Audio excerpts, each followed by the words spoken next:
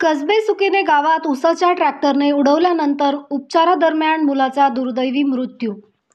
याबाबत अधिक माहिती अशी की कसबे सुकेने गावातून रेल्वे स्टेशन मार्गे जाणाऱ्या वळणावरती इयत्ता 7वीत शिकणाऱ्या वंश कर्डक हा मुलगा रस्त्याने जात असताना उसाचा भरलेला डबल ट्रॉली ट्रॅक्टर या ट्रॅक्टरच्या ड्रायव्हरने मोठ्या आवाजामध्ये गाणे वाजवित असताना मागे मुलाला उडून 100 फुटापर्यंत फरफटत नेले।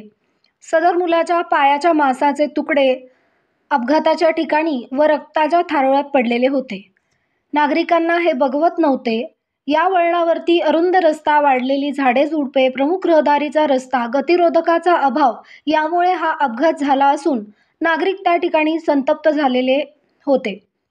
ड्रायव्हरला नागरिकांनी पकडून ठेवले। कसबे सुकेने पोलीस स्टेशनमध्ये गेले असता नेहमीप्रमाणे कसबे सुकेने पोलीस स्टेशन बंद होते।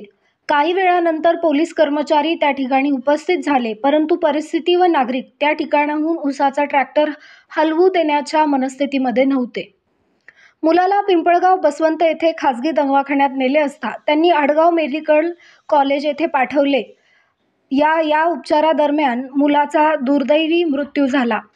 कर्डक कुटुंबावर दुःखाचा डोंगर कोसळला असून मृत्यूने कसबे सुकेने परिसरामध्ये हळहळ व्यक्त होत असून सदर वळणामध्ये नेहमी अपघात होत असून अत्यंत वर्दळीचे ठिकाण अपघाताला आमंत्रण असून याबाबत ग्रामपंचायतीकडे अनेक वेळा तक्रारी करून सुद्धा कुठल्याही उपाययोजना करण्याचे कसबे सुकेने ग्रामपंचायत सार्वजनिक बांधकाम विभागाने लक्ष देण्यात यावे अशी नागरिकांकडून विनंती करण्यात येत आहे।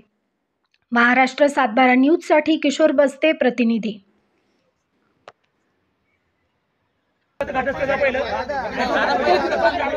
हो दादा